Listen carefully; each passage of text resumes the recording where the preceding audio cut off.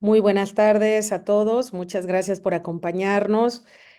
Como les comunicamos en nuestras redes sociales, a través de nuestro correo electrónico, estamos de manteles largos porque estamos celebrando los 40 años de nuestra asociación, de la Asociación Mexicana de Mastozoología. Es para nosotros un enorme, enorme gusto estar esta semana organizando este webinario para precisamente celebrar a la AMAC.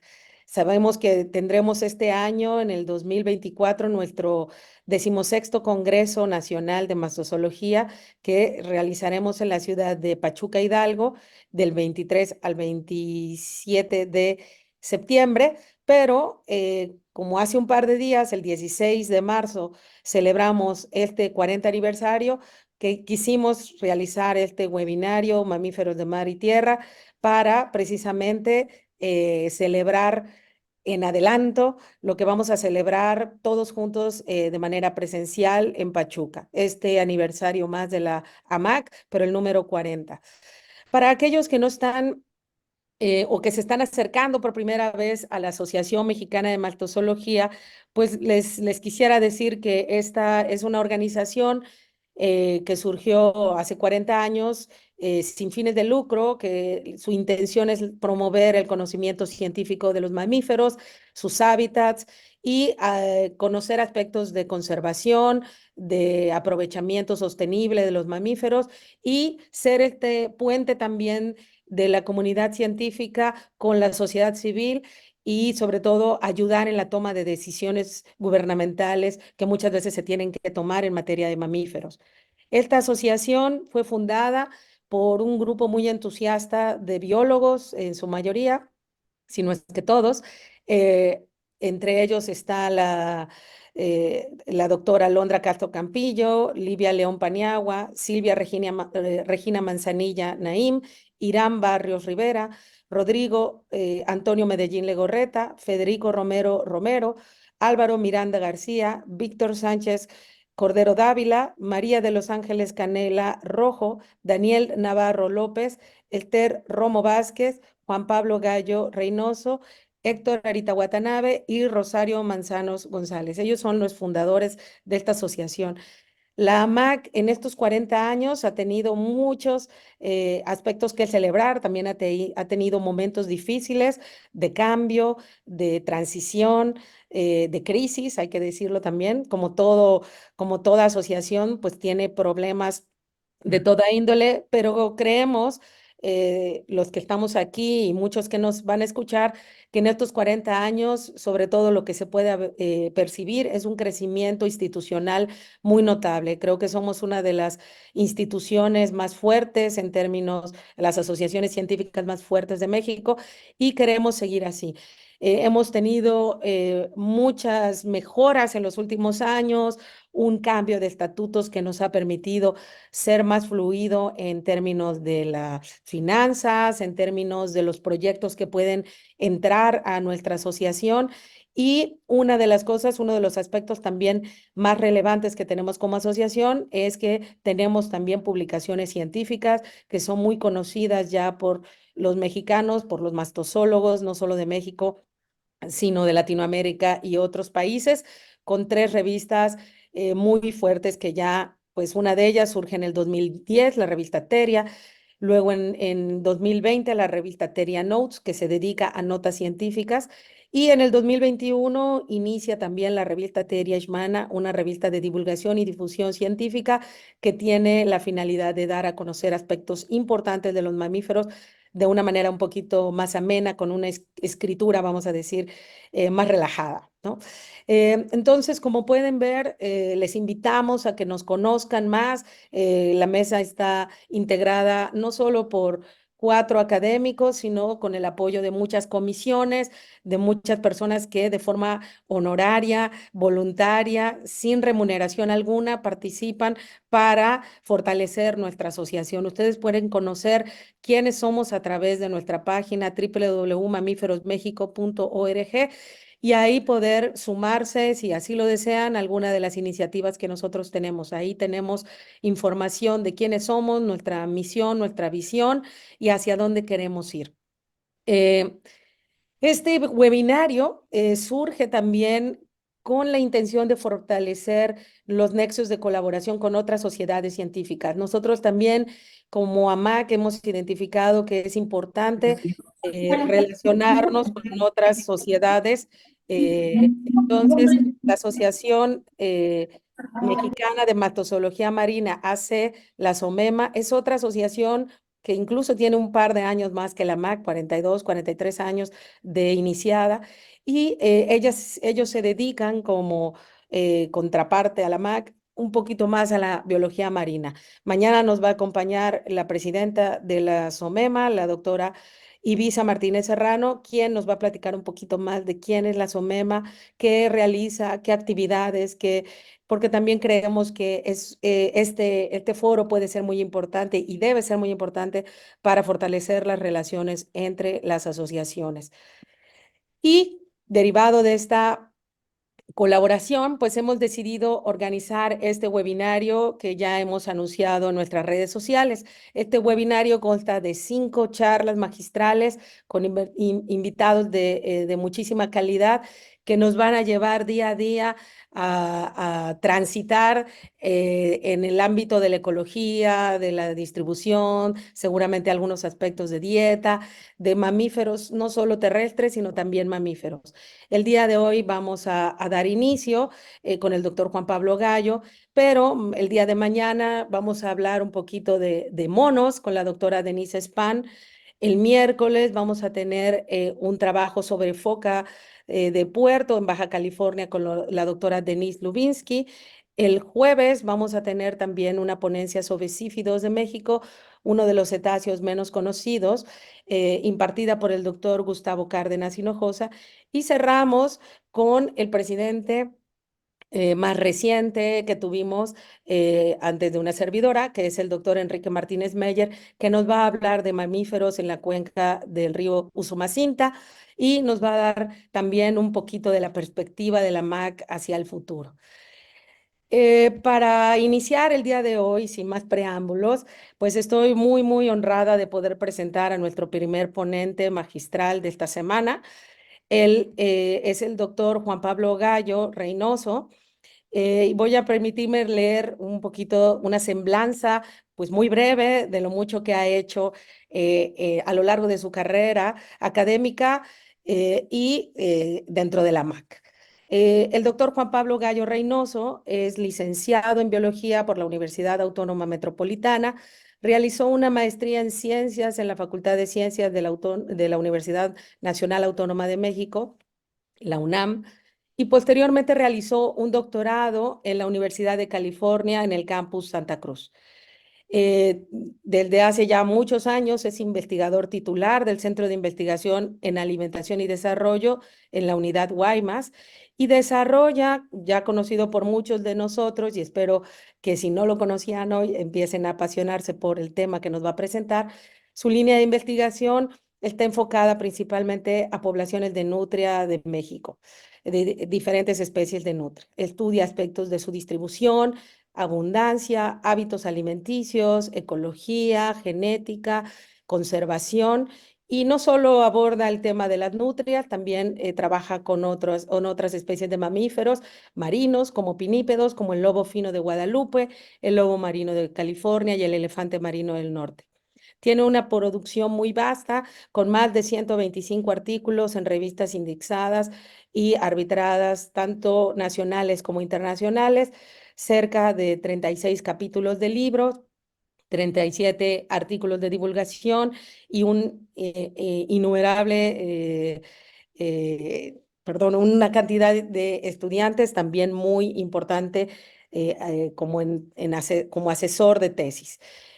Finalmente, es importante también decir que el doctor Juan Pablo es una persona muy, muy constante en nuestra asociación. Ha sido desde hace muchos años, desde que inició la revista Teria, editor asociado de la revista Teria, ha participado de forma voluntaria en muchas actividades que realiza nuestra asociación, como ser miembro de comisiones de revisión de tesis del Premio Bernardo Villa, y también forma parte del Consejo de Expresidentes activos de nuestra asociación.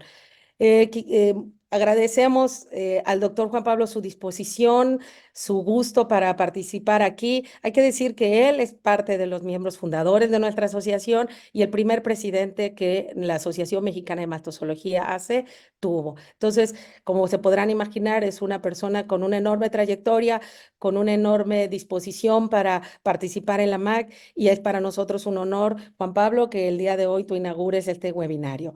Te damos la palabra, te agradecemos de nuevo y pues bueno, ahora sí que el foro es tuyo y aquí vamos a estar silenciadas, y a todos los que nos observan en Facebook Live, les pedimos por favor que si tienen alguna pregunta, nos la hagan saber ahí entre los comentarios de la publicación del Facebook Live, para que posteriormente podamos hacerle llegar, al terminar la presentación, sus preguntas al doctor Juan Pablo en esta sesión de preguntas y respuestas. Muchísimas gracias, Juan Pablo.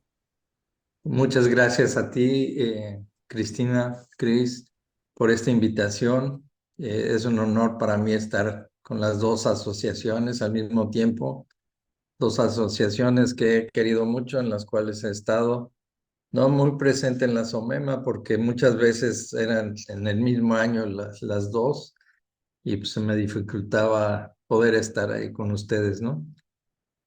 Bueno, pues muchas gracias también por todas las palabras que has dicho. Soy muy honrado por todo eso, y me da mucho gusto poder participar con ustedes y con todos los alumnos que estén y colegas que estén viendo esta presentación. Nada más les quiero decir un poquito que les voy a platicar un poquito de cómo me fui adaptando yo primero a la biología y luego cómo es la adaptación de estos seres magníficos de mamíferos acuáticos. Entonces, voy a comenzar, si me lo permiten. Adelante. ¿Cómo es que llegué a ser biólogo? Fue un proceso evolutivo adaptativo. Primero fue pues, a través de experiencias familiares, en las excursiones. Mi papá era un enamorado de caminar en los bosques y en las playas. Salíamos al mar, hacíamos muchas cosas y siempre me gustó estar viendo eso, ¿no? Inclusive cuando me enseñó a orientarme por si me perdía, donde veas que crece el musgo y todas las partes verdes, es el norte, en los árboles. Y sí, siempre ha sido así. Siempre la humedad de invierno deja una marca en los árboles, y siempre si te puedes perder, pues, ves esa marca y dices, es para allá es el norte. Bueno, campamentos, exploraciones, observaciones y además una dosis de curiosidad. Después llega el asombro, empiezan a ver cosas que no se imaginan, ¿no? Por ejemplo, lo más sencillo, lo más de niño que puede uno ver, cómo una crisálida se convierte en mariposa, ¿no? Y entonces vienen muchas preguntas. Y empieza uno a buscar lo desconocido, empiezas a experimentarlo, empiezas a verlo, a buscarlo, a tener sed de eso. ¿Qué otra dosis hay? Pues tiene uno desconocimiento y quiere uno saber más curiosidad, más buscar y seguir buscando. Y llega más asombro. Entonces va uno evolucionando, ¿no? Va uno adaptándose. Entender lo encontrado, se hace la luz. Y aventurarse al por qué. ¿Y por qué es así? ¿Por qué está sucediendo esto? Ya una vez que entendemos, pues nos entra, tenemos entusiasmo, seguimos buscando, encontramos, buscando, encontramos, y seguimos una línea dialéctica de crecimiento, de conocimiento, de evolución. Tenemos más entusiasmo por lo encontrado. Entiendes, encuentras, entiendes otra vez, buscas de nuevo, encuentras y entiendes, aventuras, repruebas, entiendes y obtienes, y otra vez te asombras. Volver a encontrar, volver a entender, explicarse, buscar las cosas, retroalimentarse. No puse aquí leer mucho, pero claro que todo esto va con la lectura, conociendo a los pares, encontrar otros como yo, compartir y compartir más. Ser útil o estar completamente adaptado. Cuando llegas ya al clímax de la utilidad, de que dices, bueno, ok, ya por fin soy un biólogo, pues bueno, quizás sea cuando unos lo digan en la biología, otros en la maestría, otros más adelante, otros cuando completen su ciclo. ¿Y quiénes son los pares? Pues compañeros que se dedican a lo mismo y que comparten los mismos objetivos. Maestros, colegas, alumnos. En mi caso fue en la UAM Xochimilco, en el posgrado en la UNAM y en el doctorado en Santa Cruz, California. Y después, cuando se da uno a conocer o va uno conociendo más en estos lugares, en la maestría, en el doctorado y eso, entras a unas reuniones, ¿no? La primera vez que entré a una reunión internacional sobre los mamíferos marinos, antes de que fuera la SOMEMA, pero ya se estaba cerniendo la SOMEMA, fue en La Paz en 1980. Yo era coordinador interino del Laboratorio de Biología Marina de la hora CIBNOR. Asistí por muchos años a estas reuniones y fui su presidente en 1997 a 99. Me tocó organizar las reuniones de Mazatlán y de Playa del Carmen y sigo siendo miembro. Entonces, todo eso para mí es un gran gusto, ¿no? Otros pares, pues aquí tengo un listado muy grande del Instituto de Biología, que estuve unos años por ahí, y empezando con el doctor Villa Ramírez y otros investigadores, ¿no? Y luego todos las personas que ya mencionó Cristina, que fueron compañeros míos en el Instituto de Biología, algunos no. Algo otros estaban en el INA o estaban en la Facultad de Ciencias, pero nos juntábamos en el Instituto de Biología. Entonces teníamos ahí un hervidero de ideas, una serie de cosas, compartíamos experiencias, viajes de campo, colectas. El Instituto de Biología, el laboratorio de mastozoología en eso sigue siendo único y en ese momento lo era también. ¿Y qué pasó ahí? Ahí se dio entonces, se acrisoló la necesidad de tener una nueva asociación que englobara a todos los mamíferos de México. Teníamos ya la de la SOMEMA, pero no había nada específico de mamíferos en general. Entonces tuvimos todo esto, lo pensamos, tuvimos lluvias de idea, y después un día Víctor Sánchez Cordero nos invitó y empezamos a platicarlo ya más formalmente, ¿no? Tuvimos muchas dudas, nos corrieron del laboratorio de mastozoología, que no era un lugar para hacer ese tipo de juntas, no podíamos estar ahí, nos sacaron de ahí, entonces utilizamos los patios del Instituto de Biología, la entrada, el pasto antes de la entrada donde estaba el Instituto de Biología antes, y luego nos dedicamos a consultar otras sociedades, estuvimos revisando estatutos, nos apegamos mucho a la Sociedad Mexicana de Zoología, nos asesoraron por un tiempo, después ya nos despegamos de ahí y nadie de nosotros sabía qué eran los estatutos. Entonces, al leer estatutos de muchas asociaciones, ya vimos que era una directiva de cómo hacer las cosas. Creamos los propios, muchas veces en casa de Rodrigo Medellín, otras veces en mi casa, otras veces en otros lugares, porque no podíamos tener acceso al laboratorio de mastozoología de UNAM. Todavía no teníamos acceso, el doctor Villa se oponía, William López Formen también, pues éramos una bola de chavos y pues bueno, todavía no teníamos el impacto que queríamos. Hicimos miles de viajes entre lugares para conocer gente, conocer notarios que revisaran los estatutos, nos los tacharan todos y volver a ponerlos, ¿no? Después me tocó ya, cuando logramos consolidarla, pues ser electo como primer presidente, ponerme a hacer la consolidación de la asociación, establecer un enlace con la Asociación American Society of Mammalogy y crear junto con ellos la idea de una reunión conjunta la cual se llevó a cabo después en Cancún. Ya no me tocó estar ahí, bueno, estuve, pero no pude estar ya en la organización, pero salió adelante, ¿no? Y a 40 años de distancia se siente mucho orgullo de haber logrado junto con los compañeros este logro y ver que la asociación sigue vibrante, sigue fuerte, sigue creciendo y sigue buscando mayor conocimiento y ayudando en la conservación de los mamíferos. No nada más en este bendito país, sino donde quiera que se encuentren los amacueros, los amaqueros de la MAC, ¿no? Bueno, ahora pasemos a la parte académica. Vamos viendo algo. ¿Qué son los mamíferos acuáticos? Pues aquí tenemos que es toda especie. Necesito mover unas cosas que me tapan. Que su reproducción, su alimentación o sus necesidades fisiológicas dependen de estar en contacto estrecho con el agua. Que tengan adaptaciones visibles o no para la vida en un ambiente acuático o semiacuático. Por ejemplo, membranas interdigitales, aletas, piel especializada o pelo especializado para contrarrestar los efectos del agua. ¿Y quiénes pueden ser? Pues hay carnívoros que se alimentan de peces, de cangrejos o pueden ser facultativos, también de aves marinas, de otras especies. Herbívoros, comen algas, pastos, raíces, hay los que comen insectos y cangrejos o los que son omnívoros. Y por lo general de todos estos, su alimento siempre está en el agua.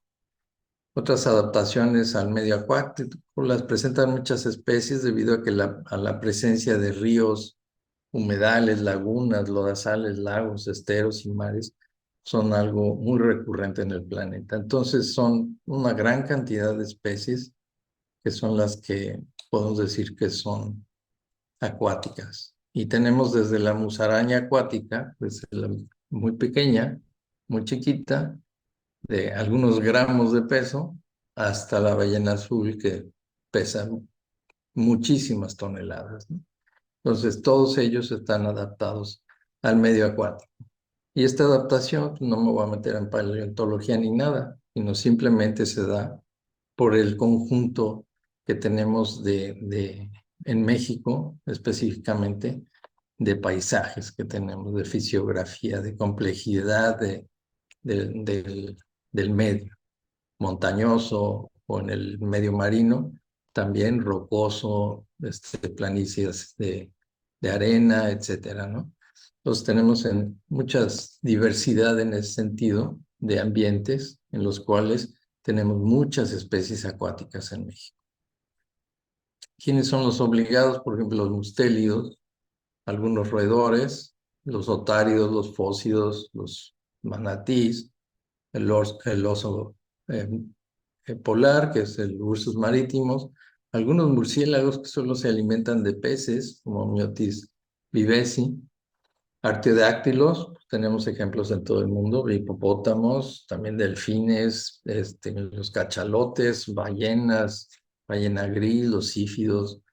eh, Tenemos también otras especies que habitan, por ejemplo, en el Amazonas, de los cávidos, que son todos estos capibaras, otros quirópteros que son facultativos, que pueden alimentarse también del agua o no, perisodáctilos como el tapir, que utilizan el agua o pueden inclusive caminar abajo de los ríos o en los lagos, y con la trompa tan extendida que tienen pueden seguir respirando. Los mapaches que todos conocemos pues andan por todos lados en los ambientes acuáticos.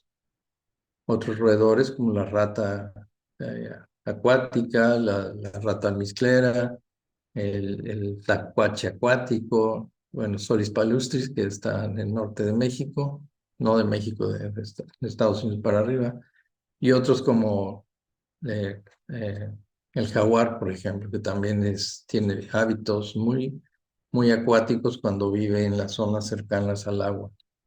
Todos han visto los videos en que cazan cocodrilos, en que cazan capibaras, que cazan muchas cosas que están asociadas con el agua, pescado inclusive, lo sacan buceando, lo sacan del fondo. Entonces, hay muchos casos de esos, ¿no? Y entonces todas estas especies dependen en menor o mayor grado del agua. Y agua que en México, aunque no es abundante en grandes ríos, así como los ríos europeos o los ríos de otros lugares, que tienen agua todo el año y que son grandes y que cruzan por ciudades.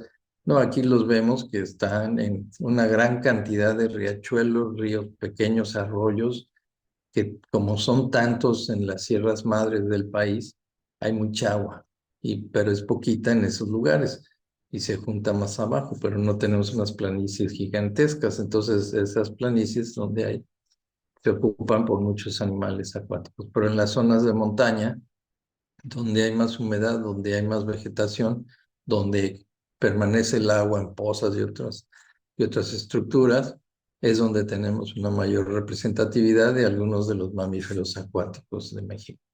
Las otras partes donde hay mucho también son las selvas tropicales, donde sí hay ríos grandes que cruzan el país y donde son permanentes. Y eso es muy importante porque la permanencia permite la adaptación y permite la evolución en el mismo lugar.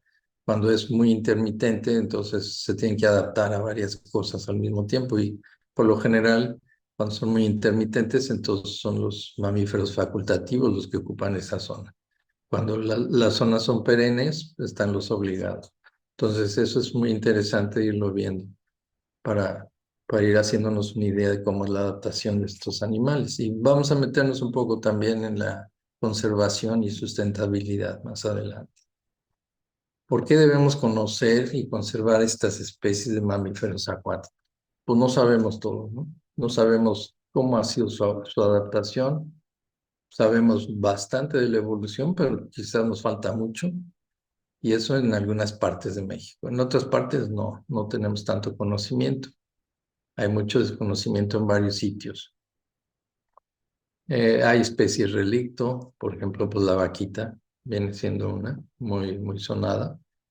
Eh, la nutria neártica que tenemos ahora en el río Conchos, que no se conocía bien su distribución y su distribución, perdón, en esa parte de Chihuahua y que abarca el norte de Durango y casi todo Chihuahua hasta la desembocadura con el río Bravo, de una población no conocida de esa nutria y tenemos el honor de haberla presentado, ¿no?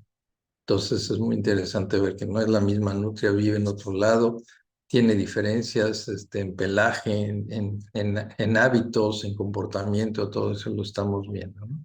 Y esto se da gracias también a la complejidad del hábitat, como les decía anteriormente.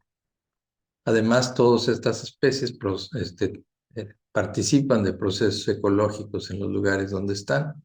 Se alimentan de ahí, ahí mismo se reproducen y tienen una serie de participaciones dentro de la cadena trófica que es muy importante para eso. ¿Qué pasa con ellos? Muchas veces nosotros, ya que las conocemos, podemos usarlas como especies indicadoras que nos van a decir el estado de conservación del medio ambiente. No el estado de salud, no existe el estado de salud en el medio ambiente, es el estado de conservación del medio ambiente. Y ahí podemos tener especies para agua, bandera, etcétera, una serie de calificativos que hay. Entonces es muy importante todo eso. Aquí tenemos una cola de cachalote con unas marcas que hemos usado para fotoidentificación y por estudios poblacionales en el Golfo de California. ¿Por qué debemos conservarlas? En el caso de muchos cetáceos y pinípedos hay alta mortandad incidental por redes agalleras, arrastre camaronero, redes de cercos sardineras, trampas en los ríos, por ejemplo, también, uso de sustancias tóxicas en los ríos para sacar peces, por ejemplo, tirar calidra en una poza para que todos los peces salgan asfixiándose por la reacción que produce la calidra con el agua, que les secuestra todo el oxígeno a todos los animales que están ahí y salen boqueando y todo, entonces ya nada más los recogen, pero eso es una matazón tremenda, porque no nada más mata peces, o no nada más hace a los peces salir, también a los crustáceos, a los insectos, a las larvas de todo tipo, y los que no puedan salir, pues ahí se cocen y ahí se quedan, ¿no? Competencia por los recursos entre el humano y algunas especies importantes, como con el delfín común, las ballenas, etcétera, en captura de sardina, quitarle el alimento muchas veces a las hembras gestantes del lobo marino, se alimentan mucho de sardina porque el alto contenido de grasa que tiene la sardina y que se convierte después en la leche que le va a pasar a sus crías. Entonces, cuando no hay sardinas, se abandonan las loberas. Tenemos algunos casos de eso en la isla Ángel de la Guarda. Entonces, ese tipo de situaciones, pues se tienen que ir midiendo, se tienen que ir viendo cómo lograr lo mejor para ambos, ¿no? Endemismos, las vaquitas, relictos, también el castor americano, también en Sonora es una especie relicto, no tiene contacto con ninguna otra población de castores al norte, a donde se ha quedado ahí atrapada desde tiempos glaciales. Entonces esa especie también es una cuestión interesante porque no forma diques ni nada, forma unas bolas alrededor de los ríos donde tienen sus madrigueras y nunca construyen diques, no son como los demás castores. Entonces es muy interesante ver eso porque no han llegado a ese desarrollo o lo tuvieron y lo perdieron, no lo sabemos, pero pues, se han encontrado estas especies, ¿no? Todavía. ¿Qué más? Hay que conservarlas porque son parte del paisaje o porque son parte del ecosistema. Es una pregunta importante que los turisteros quieren ver ballenas y quieren tener ballenas y todo, pero al mismo tiempo las estorban y les cierran el paso y las molestan pues en su reproducción y en otras cosas, ¿no? Todos queremos verlas, ir a tocarlas, pues las que se dejan, qué bueno, eso sí está permitido, pero las que están brincando en competencia entre machos, pues ya han causado accidentes fatales inclusive. Entonces, ese tipo de cosas tenemos que ver nosotros los biólogos. No se lo podemos dejar a arquitectos y otras gentes que de repente toman nuestro papel. ¿Qué otras cosas son importantes para protegerlos? Es procesos ecológicos rápidos, por ejemplo, los bochinches, eso suceden en 1 hora y media, 2 horas y media, 10 toneladas de sardina pueden ser transformadas en lobo marino, delfines, ballenas, pelícanos y otras especies de aves. Entonces, rapidísimo, ahí se conjuntan todos, los delfines hacen la maniobra de obtener y encerrar a la sardina y todos vienen a participar del festín. Y es un proceso ecológico que tiene millones de años seguramente y sin embargo sucede muy rápido. Entonces, todo esto, ¿cómo es que llega? Seguimos con el descubrimiento, la duda, la búsqueda de información. ¿Qué pasa con los hábitats críticos?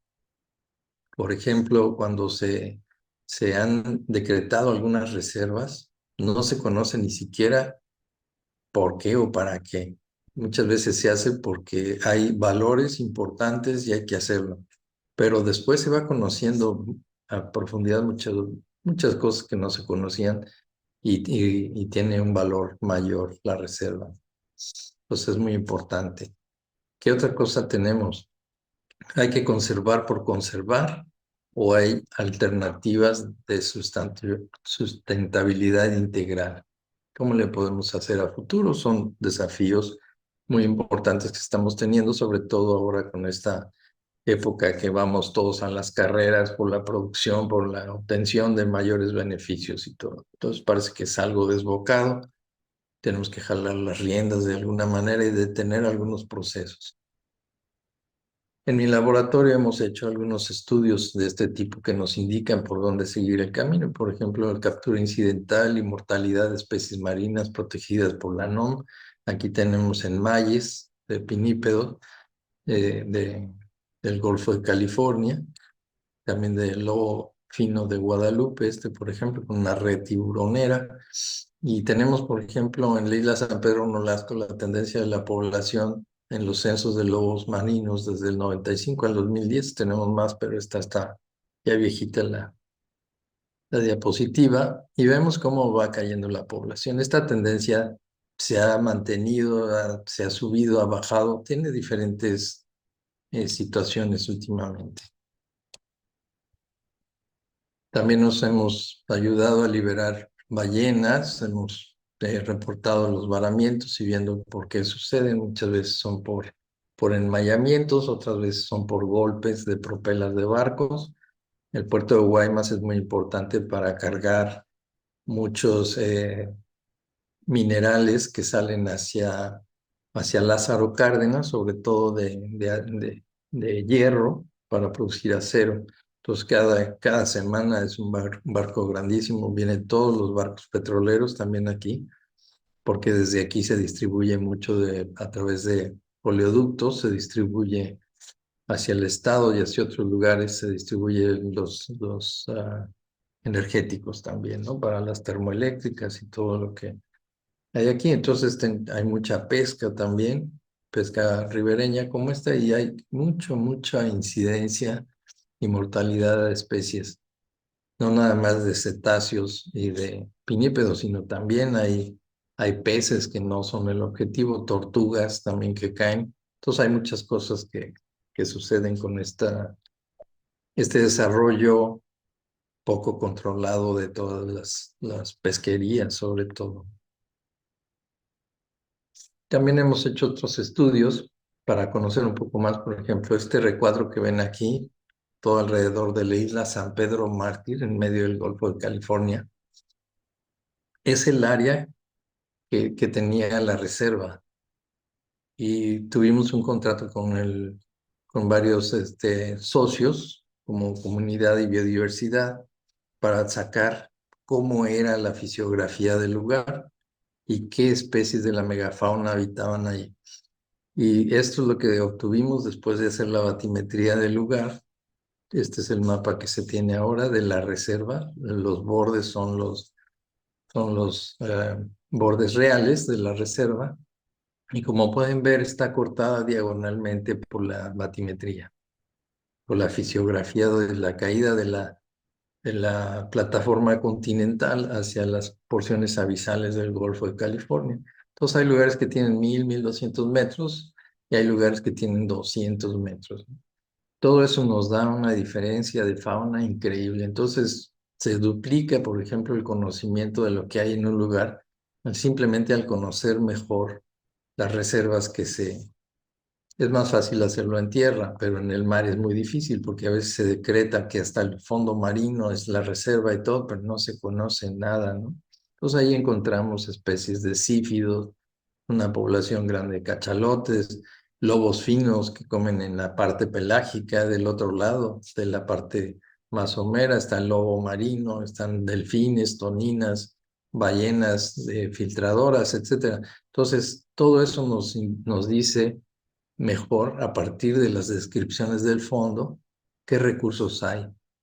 Acá en la parte pelágica, el tiburón blanco, en la parte somera, muchos tiburones martillo y de otras especies. Entonces, todo tiene diferentes tipos en un área tan pequeña como es una reserva de la biosfera en medio del Golfo de California, porque no es muy grande. Entonces, todo esto nos ayuda también a trabajar con la Comisión Nacional de Áreas Naturales Protegidas. Le entregamos resultados y todo, y las sugerencias para el manejo del lugar, que es un lugar utilizado por la gente para pesca y se ha ido trabajando con ellos ya por 20 años o más para que sea sustentable. Entonces, estos van logrando cosas muy interesantes en lugares donde se le dedica el tiempo y se le dedica el conocimiento, y a la sociedad civil también se le imparte el conocimiento y ellos están de acuerdo. Entonces, esto es un modelo a seguir de algo que puede ser en mayores rasgos, ¿no? También hacemos trabajos de ecología del lobo marino de California, censos, sus hábitos alimentarios, distribución del lobo marino, comportamiento. Por ejemplo, en la foto están viendo ustedes aquí a una hembra de lobo marino con un juvenil que tiene más de un año y sin embargo le sigue dando leche después de un año y feria. Entonces hay muchas partes del estudio que estamos haciendo de ese tipo no son fenómenos, son relaciones y comportamientos que tienen estas especies entre ellos mismos, que es algo muy interesante. En el mapa vemos ahí, pues es la reserva de San Pedro Mártir y la distribución en el agua del lobo marino de California. Este punto verde por acá, que había otro por ahí, no me acuerdo dónde está, por acá, estos de acá, son lobos finos de Guadalupe que andan por ahí también. Desde hace muchos años andan ya por ahí ocupando en temporada de alimentación, los vemos por ahí de octubre, septiembre, octubre, noviembre, y luego ya se van de ahí, pero sí pasan por ahí. Y hemos podido ver su alimentación también. Pues ahí tenemos varios estudios. Con el lobo marino seguimos, por ejemplo, aquí los efectos de la producción humana de pesquería de tiburón con la población de la isla San Pedro Nolasco, que es una isla que está muy cerca de Guaymas, que es la que tenemos más cerquita, donde tenemos la posibilidad de hacer estudios a largo plazo. Entonces tenemos aquí censos que ha habido históricos y luego desde que lo hacemos nosotros, y vemos cómo la población en el 69 no tenemos aquí los datos porque no hay datos antes, pero en el 69 fue vedada el lobo marino de California, se dejó de explotar, ya se dejaron de hacer cueros para hacer cintos eh, industriales, para el cuero duro del lobo marino se utilizaba para hacer cintos industriales para bandas industriales de máquinas, ¿no? De maquinaria y todo eso. La grasa también se utilizaba para aceites industriales. Sin embargo, la carne y otras cosas no, pero era un uso que estaba permitido en ese entonces y gracias a una tesis del doctor Yuk, en ese entonces se determinó que se estaba afectando mucho la población y se clausuró la cacería. Y se hizo una veda total en el 69, como ven aquí para el 90, ya se habían recuperado bastante en esa isla, simplemente eran más de 1,200 animales. Y luego empieza la temporada, la pesca de tiburón. ¿Y qué hacen los tiburoneros? Aunque estaba protegida como veda total, no una protección más activa que eso, el lobo marino, vienen los pescadores y los empiezan a capturar, como una fotografía que vieron antes donde están capturados una bola de lobos que ponían afuera de la isla para capturar a los juveniles y algunos otros que se ahogaran ahí para usarlos para carnada de tiburón, para poner la cimbra con pedazos de lobo marino, y eso pues capturaba mucho tiburón. Como ven ahí, eh, hay un efecto en la pesquería, cae la población tremendamente y se pierde mucho del número de animales. Queda en un nivel muy bajo que siempre ha fluctuado entre los 500 y los 800 individuos. Todo esto lo podemos ver, la línea azul es el índice del niño y en algunos casos tiene efecto y en otros casos no tiene efecto sobre la población. Sobre todo los niños más fuertes han tenido más efecto, pero otros eventos del niño han sido más neutros y no han causado tanto daño. ¿Cómo es el efecto del niño? Lo que hace es que las presas del lobo marino se hundan a mayor profundidad por la presencia del agua caliente, el agua más transparente, por lo que las noches en el mar son más iluminadas y se van más abajo, porque son animales que no suben hasta cierta eh, grado de luminosidad, podemos decir, en la columna de agua. Entonces, el lobo marino no puede bajar a esas profundidades a alimentarse de de estos animales que se van al fondo. Por ejemplo, en la sardina se llega a ir hasta los 700 metros y el lobo marino para comer podrá bajar a 120 metros máximo y no muy seguido. Por lo general hacen incursiones de los 0 a los 45, 60 metros de profundidad, que es donde se alimentan sobre todo las hembras. Entonces ahí ya hay un problema de alimentación creado por el niño y luego si también a esto le añades el problema de la carnada para tiburón, pues le pegó muy duro a la población y aunque eh, ya no hay pesca de tiburón, los niños se han incrementado y pueden ver en la línea azul cómo son cada vez más fuertes. Entonces ya no es la pesca de tiburón la que está haciéndole un problema en su adaptación al Golfo de California. Ya es el cambio climático, ya empieza a sentir esos daños. Y una manera de responder a eso es el alimentar a las crías que tienen 1 o 2 años, les dan un empujoncito más las madres experimentadas, las madres más grandes. Entonces, ¿qué es lo que logran aquí? Si lo viéramos en términos de éxito reproductivo, que sus crías sobrevivan y puedan reproducirse a la vez y la especie no vaya a la extinción. Entonces, es algo muy interesante ver todo este tipo de cosas, como están pasando en la vida de uno mismo.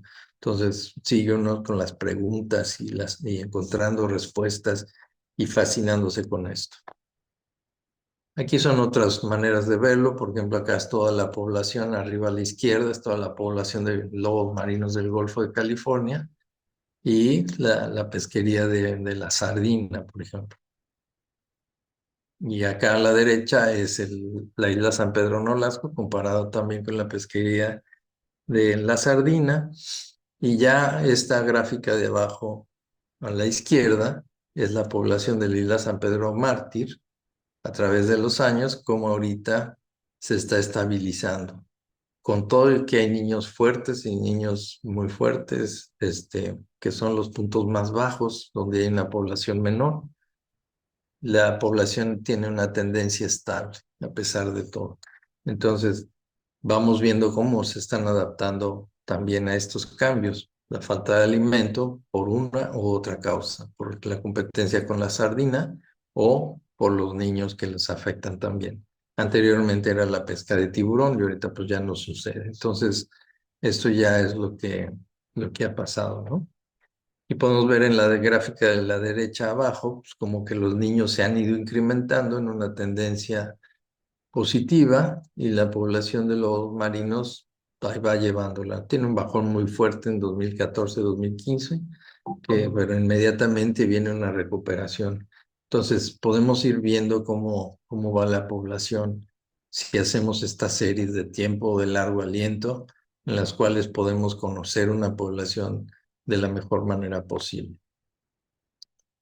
Ya que estamos en el mar ahí cerca de Guaymas y todo, también hacemos trabajos con ballena de aleta, hacemos reconocimientos de las aletas, conocemos especímenes de hace mucho tiempo. Por ejemplo, esta de la izquierda, podemos sobreponer varias fotografías y vemos que es el mismo individuo. Es una manera de hacerlo por medio de Photoshop. Procuramos tener los dos lados del animal. Por ejemplo, esta ballena, la primera fecha de captura fue en 1987 por el doctor Lloyd Finlay, que también fue miembro de la SOMEMA. Muchos años presentó trabajos ahí. Y la recapturamos en 2004 y la última recaptura fue en 2014. Todavía no tenemos más resultados, pero todavía sabemos que ese animal ha andado por ahí por muchos años. Por lo menos en lo que nosotros hemos estado 27 años, el animal ha estado por aquí. Entonces es interesante conocer eso también, ¿no? Viven mucho tiempo y siempre en el Golfo de California. Entonces, todas estas cosas nos empiezan a indicar qué es lo que tiene que ver estas especies tan grandes con el Golfo de California. Hay otros procesos importantes con la ecología del delfín común también y de las toninas, los turcios. Tenemos ahí estudios de su distribución, relación con las urgencias y su alimentación. Hemos hecho algo de DNA. Hemos obtenido la edad a través de los dientes, el crecimiento. Por ejemplo, acá abajo a la derecha hay un cráneo explotado en el cual una de mis alumnas explicó qué partes crecían antes que otras para irse elongando el cráneo a lo largo del tiempo. Entonces, todo eso es una parte importante de lo que se está haciendo. Otra cosa es cómo participan estas especies en los procesos ecológicos, como los bochinches. Algo que hemos estado viendo que afecta a estas poblaciones son otra vez la sardina, las pesquerías y cómo se ha colapsado varias veces en el Golfo de California y esto tiene un efecto en las poblaciones de delfín común, sobre todo en el delfín común más que en otras, porque el delfín común depende de los pelágicos menores y de los peces luminosos también de profundidad, pero sobre todo de pelágicos menores. Entonces, a donde va la sardina, también va la población de delfín común. Entonces, hay veces que no vemos al delfín común y sabemos que no hay sardina y pues se concentran todos hacia las islas del centro del Golfo de California, porque ahí es donde se llega a concentrar la mayor cantidad de sardina durante el verano. En el invierno se mueve hacia las zonas de surgencia y es donde también la pescan. Entonces hay toda esta situación de regulación de la sobrepesca que no se ha dado, no se ha podido y ha seguido afectando. Y aquí no nada más afecta al delfín común, afecta a la ballena sardinera, que es la Edeni, Balenoptera, y también a las aves marinas que a veces cuando no hay sardina ni siquiera anidan. Por ejemplo, la gaviota ploma, el gallito también, algunas especies, más de aves, pues los bobos, por ejemplo. No hay sardina, no hay anidada. Entonces también es un efecto grande en otras especies, ¿no? El hábitat, la alimentación, la distribución del cachalote, también en conjunto con el calamar gigante, que está un poco desaparecido del Golfo de California, pero que estuvo muy presente durante muchos años. Y tenemos un mapa ahí de nuestro trabajo en la isla San Pedro Mártir, y ahí vemos toda la distribución de los cachalotes en las diferentes estaciones del año. Entonces podemos ver que están presentes todo el tiempo, ¿no? Y aquí está una vista aérea de ellos, también cuando van en las zonas de alimentación. ¿Cómo trabajamos todo esto? Pues lo hacemos también a partir de métodos oceanográficos para determinar, por ejemplo, el hábitat crítico de alguien, que tiene que tener alta disponibilidad de biomasa, procesos ecológicos presentes, tiene que haber complejidad del hábitat, y eso nos ayuda a entender qué es lo que más necesitan los mamíferos acuáticos, porque esto lo podemos ver aquí reflejado en el mar. La gráfica de la derecha es todo lo que es una gráfica de temperatura, pH, este, salinidad inclusive de una zona de San Pedro Mártir. Son 17 estaciones ahí que se hicieron todos estos estudios para poder determinar los factores oceanográficos que afectan la ecología de la especie, ¿no? Entonces, por ejemplo, estos círculos redondeados que ven son lugares importantes para algunas de las especies, estos círculos amarillos, ¿no? Y podemos ver, pues, con métodos oceanográficos cómo cambian las profundidades, cómo las determinamos y cómo vamos haciendo los mapas como este que está ahí, ¿no? Que es un mapa de los puntitos diagonales, son los puntos donde se hacen las interpolaciones para sacar las batimetrías. ¿Qué pasa cuando vemos todo lo que hay ahí? Pues podemos decir qué tanto sacan de la reserva de la biosfera de Isla San Pedro Mártir todos sus animales. Ahí está en el cuadro azul, es todo el área de la reserva. En el círculo que era naranja, pero ya con el azul se puso otro color, es donde habitan la mayoría de las ballenas de aleta o donde las encontramos, ¿no? Y en 6 meses se comen 21.600 toneladas de ahí. En el amarillo es donde se alimenta el lobo marino más seguido, donde lo vemos ahí, y saca del lugar 2.190 toneladas al año.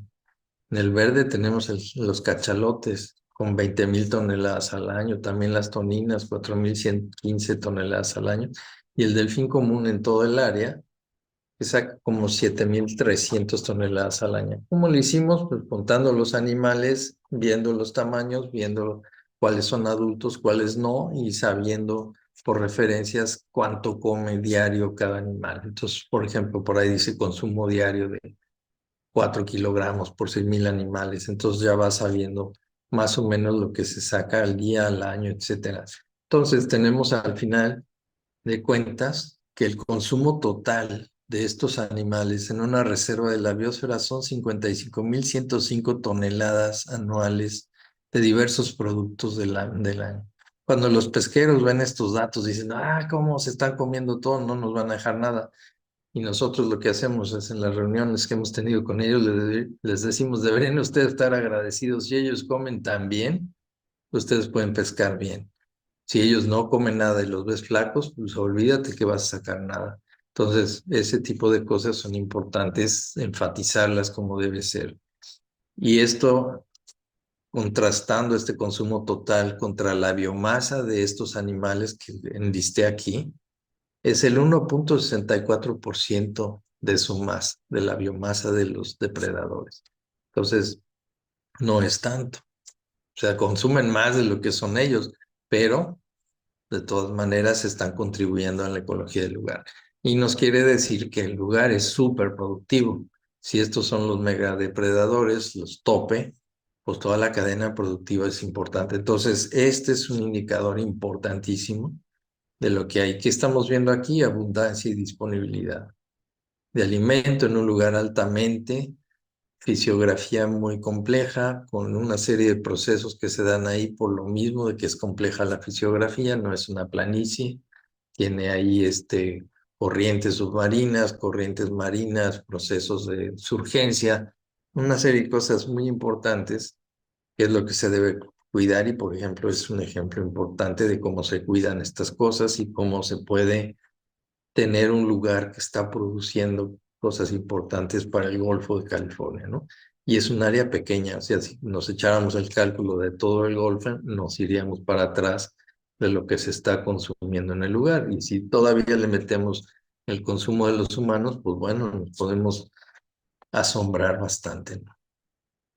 ¿Qué no hay que hacer con los mamíferos marinos? Por ejemplo, cuando se decretó el área de protección del Alto Golfo de California, la vaquita no está mencionada en muchas partes, muy pequeños, muy poco se sabía muy poco de su distribución, su área, todo, sabía que estaba ahí, ¿no? Pero se privilegió más a un ave del delta del río Colorado que a la vaquita. Las dos están en problemas de conservación, por supuesto, pero no se conocía mucho del Alto Golfo de California, qué procesos oceanográficos, ecológicos, qué pasa con el río Colorado. Aquí puse, perdonen ustedes, me falta una O. En el Alto Golfo de California, los procesos oceanográficos del área es algo que pues, no se conocía, ¿no? Y aquí, pues como que puse esta foto porque se ve que la atropellamos la vaquita completamente porque no hemos tenido éxito en su conservación y está muy cerquita de la otra reserva que es exitosa. Entonces dice uno, bueno, ¿por qué ahí no se puede? ¿Qué pasa? Nosotros hicimos el estudio entonces de la batimetría del sedimento y propusimos la conservación alrededor de San Felipe y de las Rocas Conza. En rojo en la gráfica de la izquierda de 1997, en rojo pueden ver los puntos rojos, es la distribución histórica de la vaquita a partir de cerca de 15 o 16 artículos de varios investigadores que tuvieron avistamientos en la zona, y los verdes son cruceros de investigación oceanográfica que han logrado ver también vaquitas. Entonces, a partir de otro estudio del 97, nosotros delimitamos un área y la propusimos. Quedó esta área cuadrada como un aditamento más a la zona de reserva. La habíamos diseñado redonda, pero por los mismos problemas de ubicación para geoposicionarse dentro o fuera del área, redondo no se puede usar, tiene que tener bordes rectangulares o triangulares para poderse ubicar y ubicar líneas en GPS y todo. Entonces al principio quedó como esta gráfica del 97, después en el 2005 se modificó y se siguió ahí. ¿Por qué? Porque nosotros encontramos y dijimos que la mitad de la población de la vaquita estaba fuera de la reserva del Alto Golfo de California. Entonces presentamos un estudio que se llama el hábitat crítico de la vaquita y en base a ese también se trabajó para diseñar la nueva área protegida. Y hubo también varios investigadores de la SOMEMA también que estuvieron involucrados también con todos los estudios de vaquita. Nuestra parte fue entender por qué se distribuía de ese lado del Golfo, por qué no estaba en todos lados. Y encontramos que había, a través de un estudio de componentes principales del hábitat, el tipo de fondo, la turbidez y la profundidad eran los principales aspectos, lo que más importantes, variables que tenían en el hábitat de la vaquita. Quiere decir que preferían profundidades entre 50 y 10 metros, no menos de eso. Si ustedes saben, el Alto Golfo de California, en las mareas que tiene van de 11 a 7 metros diarios de profundidad, que cambia toda la marea. Entonces, esa zona menor de 10 metros, nunca va a haber vaquitas ahí porque se quedarían varadas. Entonces, no las encuentran ahí. Se encuentran en zonas de mayor turbidez porque también les ayuda a escapar de los depredadores, que tiene bastantes, y sobre fondos de tipo limo arcilloso, que es el delta antiguo del río Colorado cuando estaba la temporada glacial de hace 20,000 años. Entonces, tenemos que todas estas cosas siguen funcionando, a pesar de que no entre agua del río Colorado.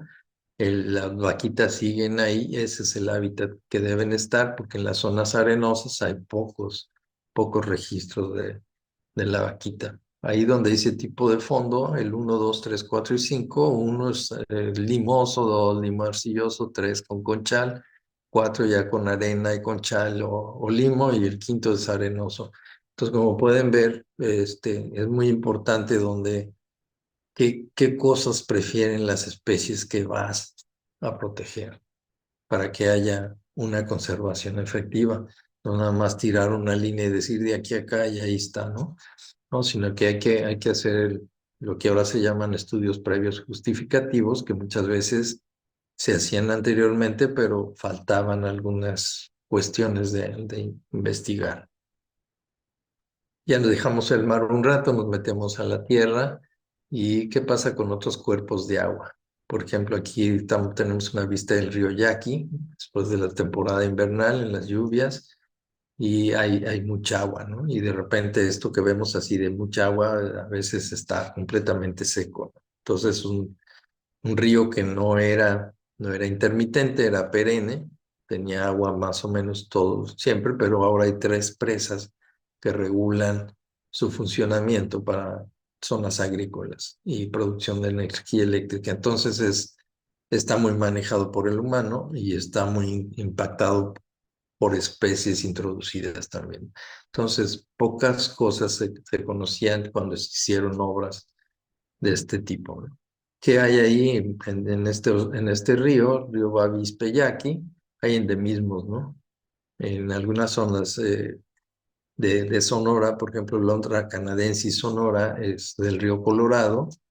Hemos tenido unos pequeños lugares donde al parecer está presente, y el castor, que ya decíamos que es una especie que solo está en esa zona de Sonora. Entonces no se conocía mucho sobre ellos. ¿Qué especies relictos pueden ser? Por ejemplo, en el río Conchos, la alondra canadensis, que es la nutria neártica. ¿Y qué nos lleva a todo esto? Otra vez, son zonas de alta complejidad, y eso produce biodiversidad, produce ecosistemas funcionales y procesos ecológicos que están dándose todo el tiempo. Entonces, ¿para qué utilizamos estas especies que también son únicas en estos lugares? Para saber el estado de conservación, no nada más de ahí, sino del río, ¿no? Si encuentran ustedes que hay nutrias en un lugar, aunque haya un hilito de agua, quiere decir que el lugar debe tener por lo menos alimento abundante y disponible, que es algo bien importante de tener en cuenta. Mientras haya eso, tú sabes que están las cosas importantes para esa especie, que es alimento, por supuesto, el agua, para una nutria es muy importante el agua para termorregular, porque si hay poca agua, el agua se calienta mucho. Si no hay sombra, se calienta más. Entonces, son ríos con poca sombra, no son como los ríos del, del sur de México, por ejemplo, los Umacintas, que les hablarán de eso el viernes, y es muy diferente. Entonces, podemos ver cómo son los procesos adaptativos que han generado evolución. Y aquí tenemos un mapa en el cual tenemos todas las nutrias de México. Esta parte azul que ven acá arriba es entre Durango y Chihuahua, es la zona de distribución de la nutria neártica en México. Esas nutrias que nada más se creía que había en Estados Unidos, Canadá y Alaska, pero no, en México siempre había habido registros en el borde fronterizo, en el río Bravo, pero ahora tenemos que al interior de México está la especie también.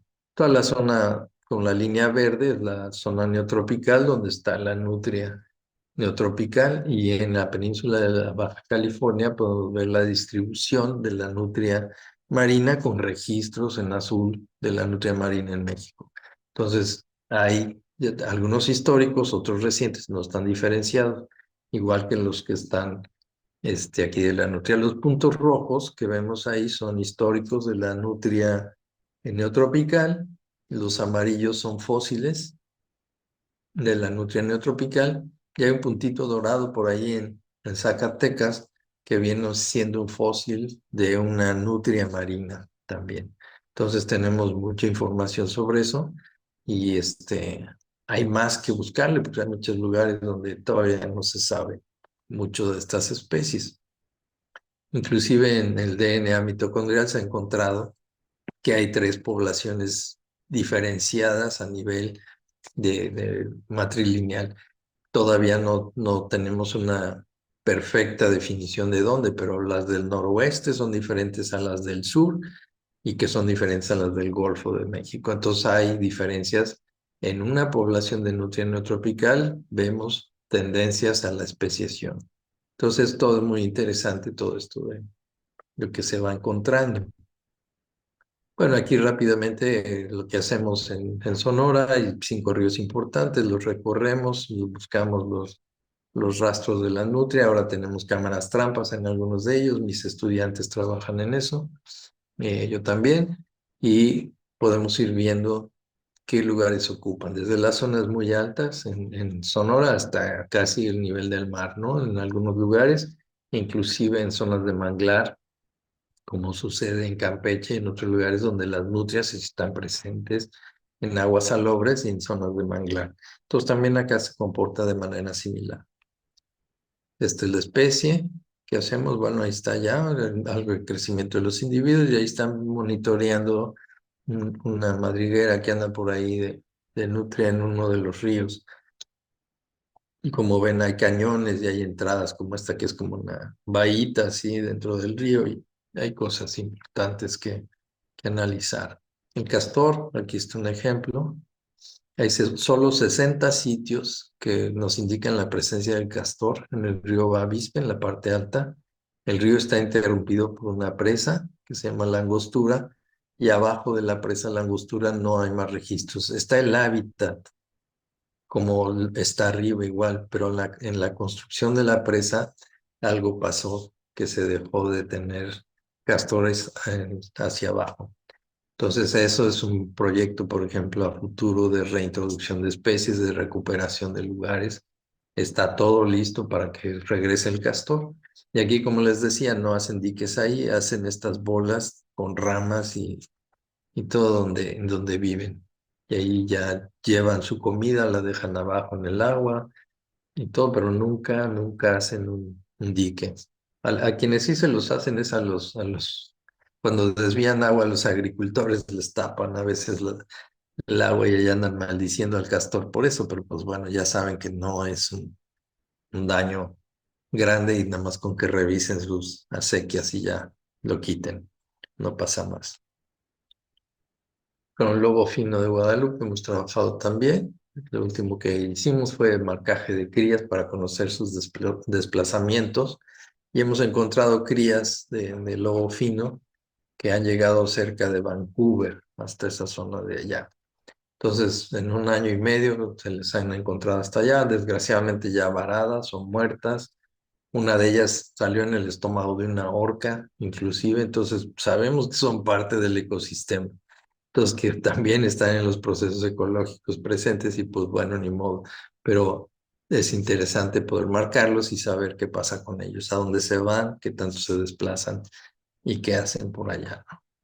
Lo mismo con el elefante marino del norte, que los hemos marcado en la isla Guadalupe. Por ejemplo, aquí en la foto de arriba a la derecha, algunos alumnos de la Universidad de California, Santa Cruz, estamos poniéndole aparatos satelitales a los elefantes marinos. En la de abajo, esto salió en una publicación de cómo utilizan las montañas submarinas los elefantes marinos. Y aquí cada B que ven aquí son los buceos profundos que hacen. Y son buceos de 700 metros, nada más que comparado con el mar que le quitamos el agua para ver las montañas submarinas, podemos ver cómo son los viajes de alimentación de estos animales y cómo llegan a una montaña submarina y explotan el hábitat. Ahí se pueden quedar 3 meses, 4 meses en ese lugar alimentándose, hacen ese loop grandote y se regresan a la isla de Guadalupe a cambiar de pelo. Por ejemplo, este animal que le estamos poniendo el aparato acaba de tirar el pelo del año pasado y los esperamos ahí a que pelechen para poderles poner el aparato para que dure otro año completo. Entonces, así tenemos información de ellos, ¿no? y hemos podido hacer algunas contribuciones científicas importantes, un bonche de autores con estas cosas entre México y los Estados Unidos. Entonces, y aquí en la gráfica de la izquierda, en amarillo son los viajes de estos animales que les pusimos aparatos. Como pueden ver, llegan hasta Alaska y esta es una parte del tiempo, no está uno donde ya vienen de regreso, ¿no? Pero también es eso. Y aquí salen desde la Isla Guadalupe y van hasta allá, ¿no? Entonces, tenemos esa información donde se ha publicado y entonces podemos conocer o preguntarnos quién rayos les dijo que comieran a 700 metros de profundidad, por ejemplo. ¿Qué es lo que encuentran ahí? Todavía no sabemos, sabemos que comentó eso, pero no les puedes hacer un estudio del estómago, lo que tienen adentro, ni meterle una camarita ahí, porque pues quién sabe qué ver, ¿no?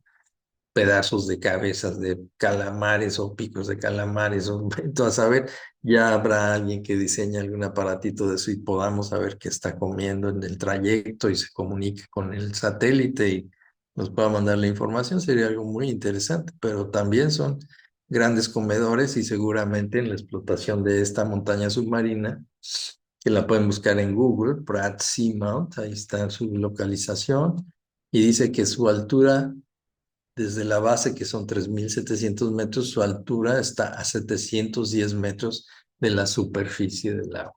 Por eso les decía que son 700 metros que están busca y come en esa zona. Entonces, todo lo blanco que se ve es la intensidad del trabajo que hacen. Estos animales se pueden echar de 10 a 100 buceos diarios. Entonces, tienen un aspecto fisiológico muy importante, muy interesante, que nos habla de todo lo que son estos maravillosos animales. Bueno, llegando ya cerca al final, hay que hacer una serie de reflexiones que, bueno, hago yo, y en las cuales digo que hay que enfocarnos en aspectos importantes hacia el futuro. Uno es la adaptación, otro es la sobreexplotación de ecosistemas o sus especies y el uso inadecuado de las especies que no son objetivo para consumo humano, es decir, tender a una sustentabilidad integral. ¿Qué quiero decir con eso? Como humanos a las especies naturales les hemos negado o limitado el acceso al alimento en muchos lugares, al uso del hábitat, a las rutas migratorias, a las áreas de reproducción y a los refugios de descanso, al igual que otras necesidades inherentes a su vida silvestre. La sustentabilidad no quiere decir que todo sea declarado área natural protegida. No hay ni dinero suficiente para eso, porque implica un gasto público muy alto y los resultados son siempre limitados. De hecho, se ha definido a las áreas protegidas como parques de papel por algunos autores, no nada más en México, sino en muchos lugares del mundo. Existe un alto grado de ineficacia porque están ahogados por la burocracia y eso no les permite hacer un trabajo muy bien y por eso muchas veces los académicos somos parte importante para estas áreas protegidas. La sustentabilidad integral adquiere el sentido de atender conjuntamente las necesidades de las especies naturales y de los grupos sociales humanos, a eso me refiero, buscando reducir o eliminar tasas de pérdida de biodiversidad, pero a la vez promoviendo resultados beneficiosos sociales que sean justos para quienes viven en o cerca de áreas cruciales para la conservación. Eso lo pongo inspirado en un trabajo de Martin en 2007. Por eso la sustentabilidad integral implica evitar dañar a las especies de interés común con el humano. Es decir, hay ciertas especies que tienen un interés común con el humano. El delfín común sobre la sardina y el humano sobre la sardina. ¿Cómo nos ponemos de acuerdo? Sabemos que el delfín común no nos va a decir nada, pero nosotros en nuestra conciencia tenemos que ver que cómo esas poblaciones no van a tender a la extinción, cómo van a poder seguir ahí, ¿no? Cómo son sus requerimientos diarios, su necesidad de proteína animal o vegetal, cómo no dañar los ecosistemas y permitir que puedan desarrollar las funciones evolutivas que están haciendo todo el tiempo y que posibilitan la subsistencia de la cadena trófica. Esto lleva a la sobrevivencia de las especies silvestres y son objeto del uso humano, muchas de ellas también. Y pueden ser indicadores del estado de conservación o funcionamiento de un ecosistema. Y si lo entendemos bien, es un indicador de riqueza que a largo plazo se traduce en bienestar, a final de cuentas, para el mismo ser humano. Es necesario realizar estudios y hacer modelos ecológicos enfocados a estos aspectos de sustentabilidad, no solo en cuanto a la explotación de recursos naturales por parte de los humanos, y para que estos no se les acabe el recurso del cual dependen, sino también para que las especies salvajes que han evolucionado en estos ecosistemas tengan el derecho de evolución y de uso de los recursos que los mantienen como especies viables e importantes del hábitat por ser partícipes de los procesos ecológicos.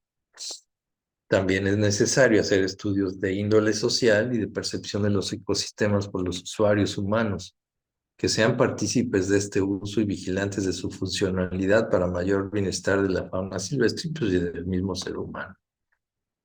¿Cómo podemos hacer una regulación de compartir especies y áreas de interés común? No debe apuntar hacia la sustentabilidad pesquera o económica humana nada más, sino una sustentabilidad ecosistémica compartida que mantenga el aprovechamiento humano en límites no riesgosos para las especies y que sean funcionales para los ecosistemas naturales en general. Y con esto acabo presentando aquí un par de especies en las Islas Benitos, de las que me encantan más, ¿no? Y pues bueno, eso sería todo. Les agradezco mucho su atención. Aquí tenemos un puñado de especies y pues mis compañeros de trabajo de muchos lugares, de todas estas asociaciones y de estos centros de investigación y los fondeadores que han estado trabajando con nosotros por todos estos años. Muchas gracias.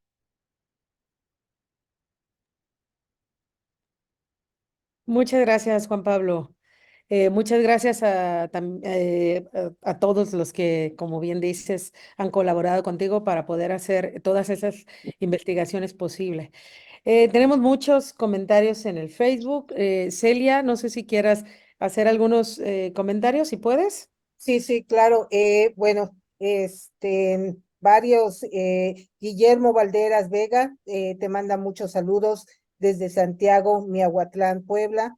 Ajá, Pedro Uriarte, excelente plática, felicidades al doctor Gallo. gracias. Héctor Pérez Cortés, saludos desde La Paz, mi estimado Juan Pablo.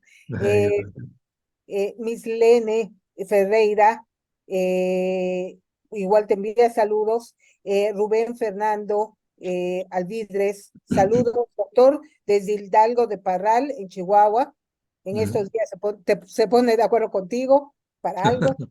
Ok, las Sí. nutrias de María, allá. sí, ándale. María Nájera, ella comenta que vive y trabaja en Loreto, Baja California, y dice que le parece muy importante la información que estás compartiendo. Dice, yo trabajo en turismo, damos paseos guiados en superficie y bajo el agua, y procuramos educar lo más que se pueda al cliente para que cuide más el área. Ujú, Hacemos avistamientos de ballenas, delfines y demás. Bueno, ese es como ¿cómo se llama?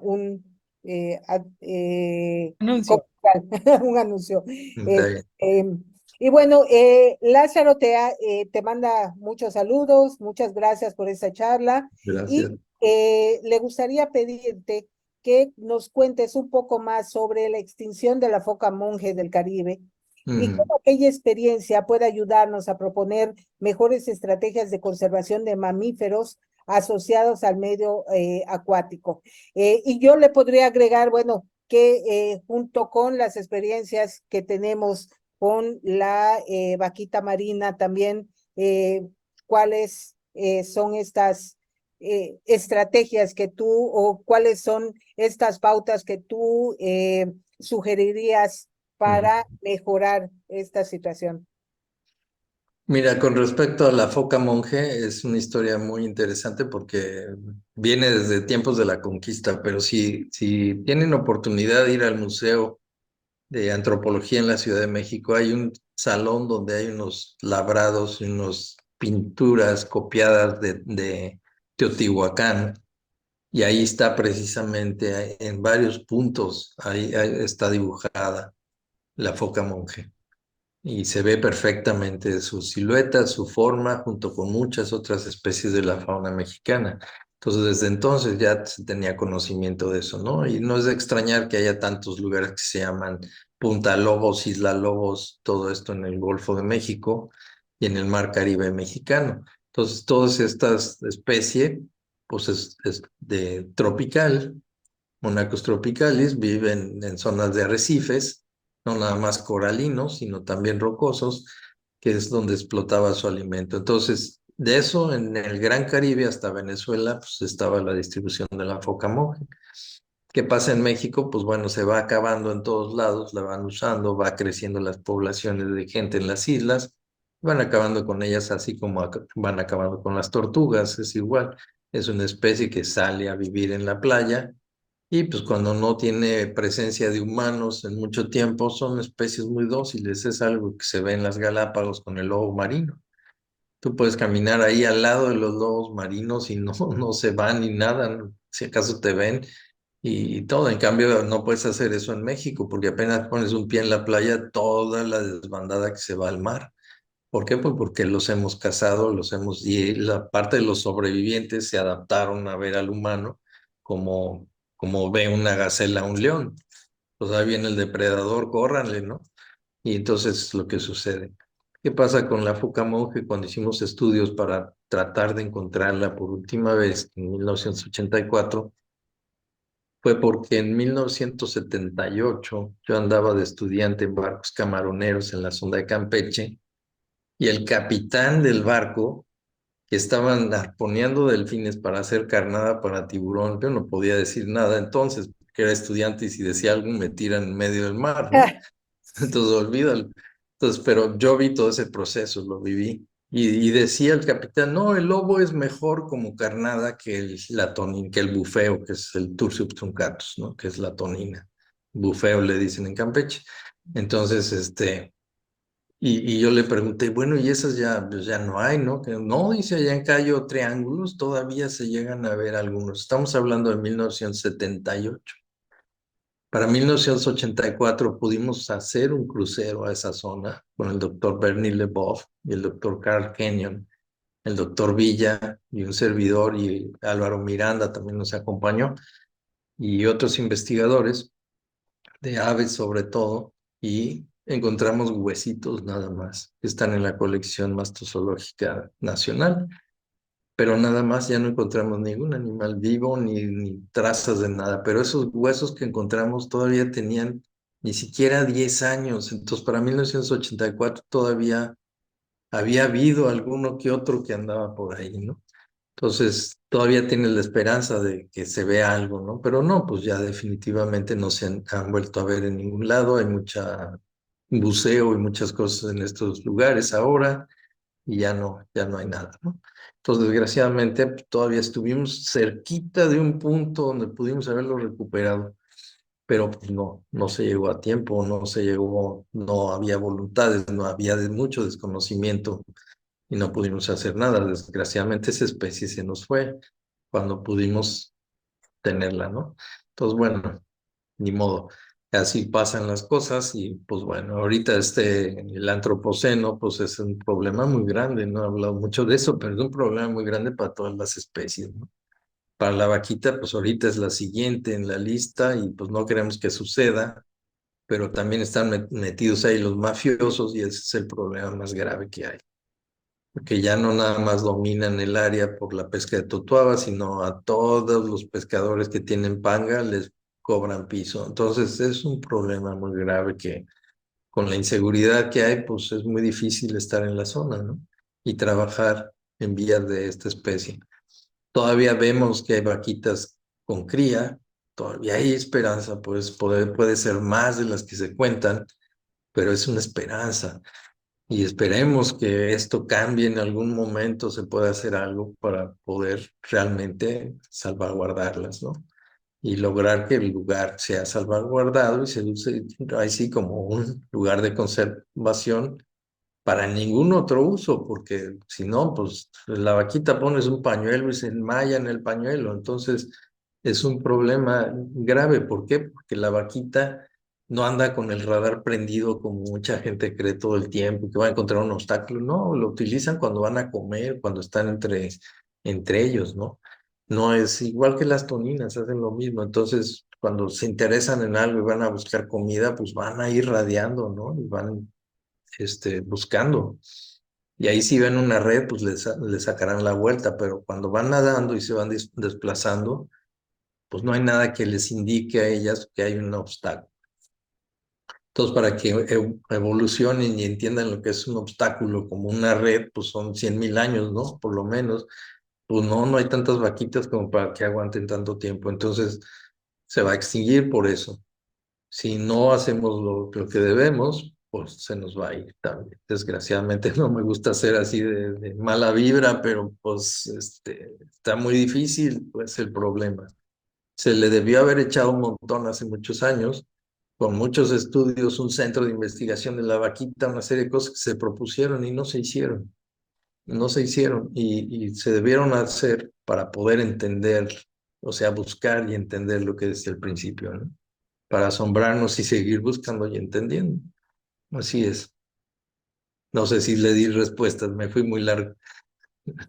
No, tristemente nos dice las respuestas. Sí, es lamentable realmente la situación en la que se encuentran muchas de nuestras especies.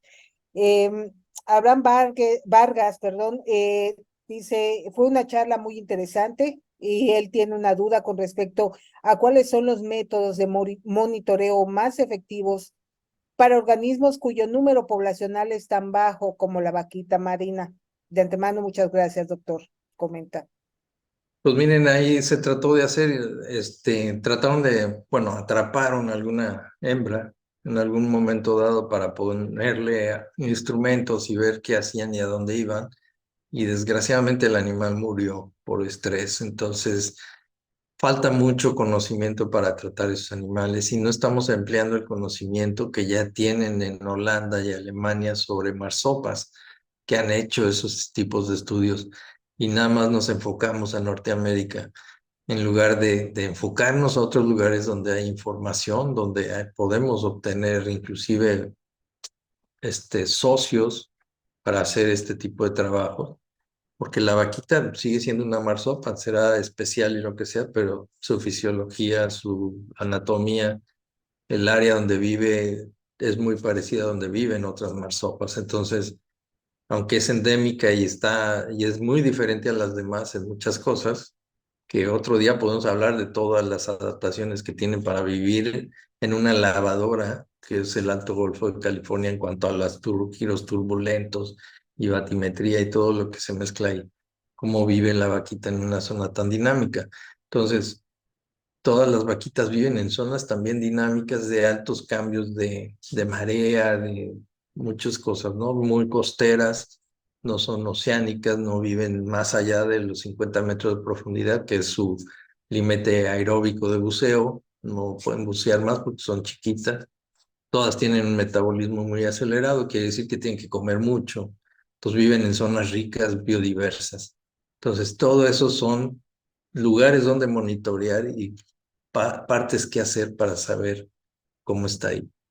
Como les decía, palabras claves, disponibilidad y presencia de alimento. Eso es clave para todos los animales, ¿no? No vas a ver un león en el desierto del Kalahari si no hay nada. Los vas a ver donde haya alimento y disponibilidad, o sea, donde haya abundancia y disponibilidad. Si no hay, no hay. Entonces, si tú estás monitoreando por la presencia de una especie y no está su alimento, no la vas a encontrar. Eso es una regla de oro, casi, casi, porque muy difícil.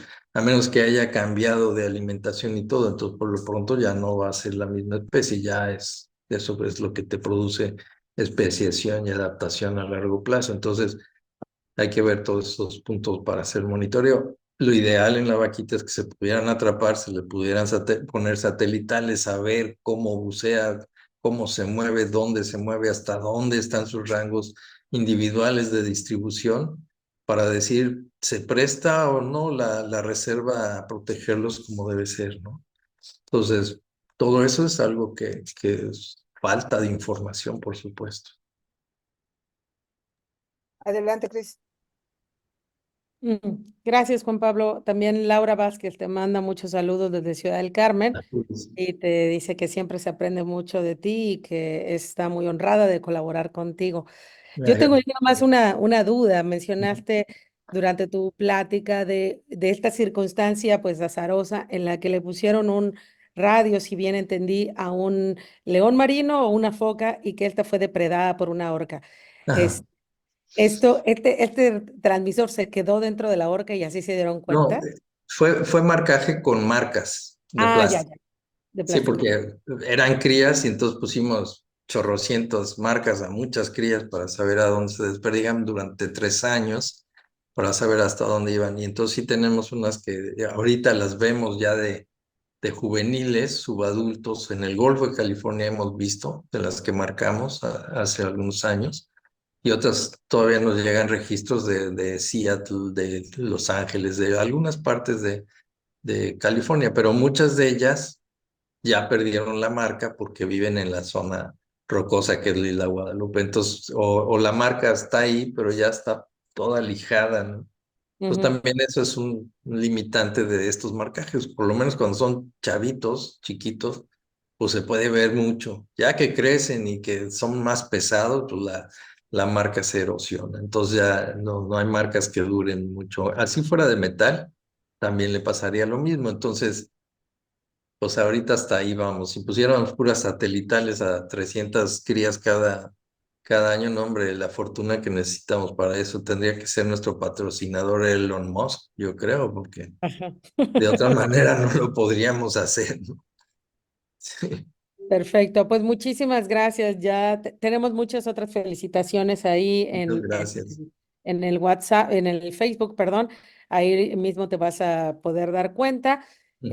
Agradecemos muchísimo a toda la audiencia, a Gaby Monroy por apoyarnos con Sí, la muchas gracias. transmisión. Aquí estamos varios miembros de la mesa directiva, nos falta solo uno, pero estaremos, como ya les dijimos, en los siguientes días teniendo otras charlas con otros temas, yéndonos de las selvas al mar, a Baja California.